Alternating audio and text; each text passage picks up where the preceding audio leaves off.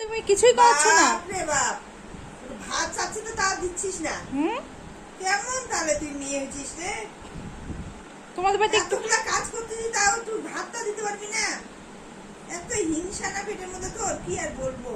তোমাদের বাড়িতে যে একটুখানি এত আমি কাজ করি তাও ইয়ে দিই না। তোমাদের বাড়িতে যে আমি একটুখানি ঘুমাই আর খাওয়া দাওয়া করি হ্যাঁ তার জন্য তুমি আমাকে দিয়ে রান্নাও করালা, হ্যাঁ, আবার বাসনও মাজালা, আর কি কি করাবা?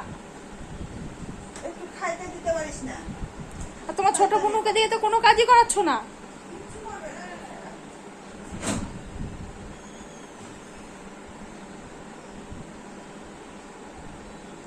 তাহলে কি রান্না টান্না করে দিলাম, এসে এখন ভোজনটা করে নে। আর কি ভোজনটা করে নে, ব্যাস। আর কি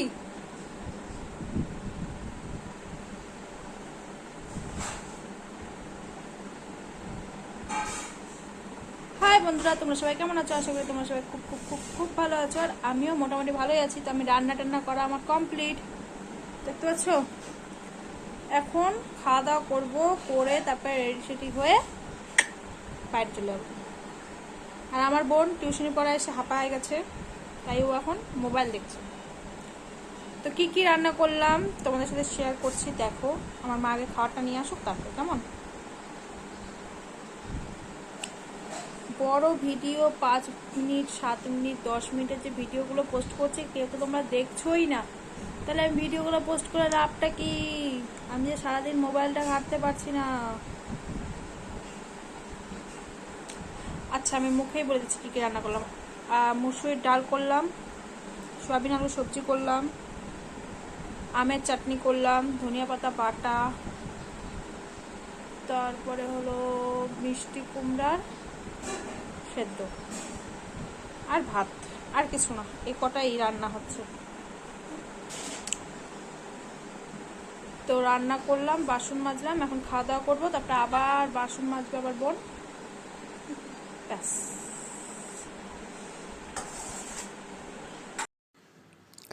রেডি হয়ে বেরিয়ে পড়লাম বন্ধুরা। তারপরে এই যে দেখো, আমরা যাচ্ছি রাধিকাপুরের দিকে। যেহেতু রাধিকাপুরে যাবো ইটাহার, কিন্তু রাধিকাপুরের দিকে একজন মানে মাল চেয়েছে, ওর জন্য এখনও ওকে মালটা দিয়ে তারপরে আমরা ইটাহার চলে যাবো। তো চারিদিকে এখন সবুজ সবুজ, কারণ আমাদের এদিকে ভুট্টা চাষটা খুব কমই হয়, ধান চাষটাই বেশি হয়, ওই কারণেই চারিদিকে আর কি সবুজ সবুজ। আর এই ট্রেনটা নতুন খুলেছে, তেলতা, একদমই ছোট্ট ট্রেন।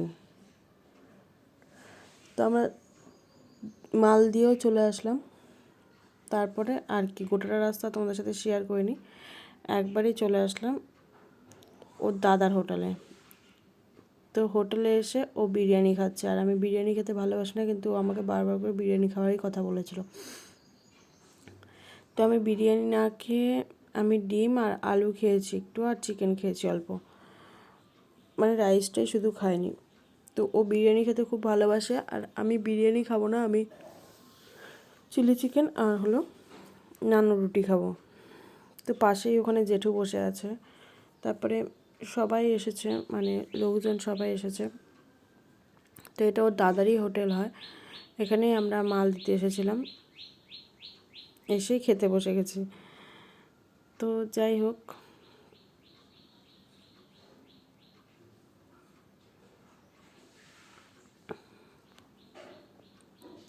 তোমরা কে কে এরকম করো যে কাজে বেরোলে পারেই খাওয়া দাওয়া? আমরা কিন্তু খুবই করি, কারণ আমরা একটু রাস্তা অল্প এদিক থেকে ওদিকে,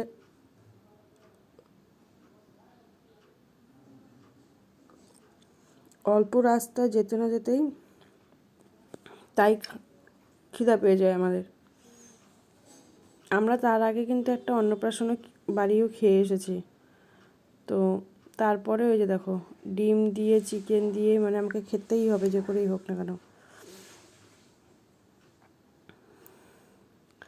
তো যাই হোক, কী আর দেখাবো, রাস্তার গাড়ি ঘোড়া সেসব আর দেখালাম না।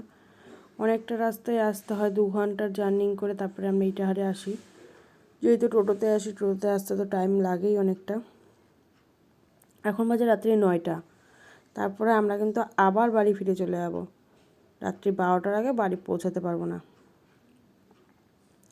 আর এই যে দেখো পাখিগুলো, এই পাখিগুলো কিন্তু আবার বাচ্চা দিয়েছে।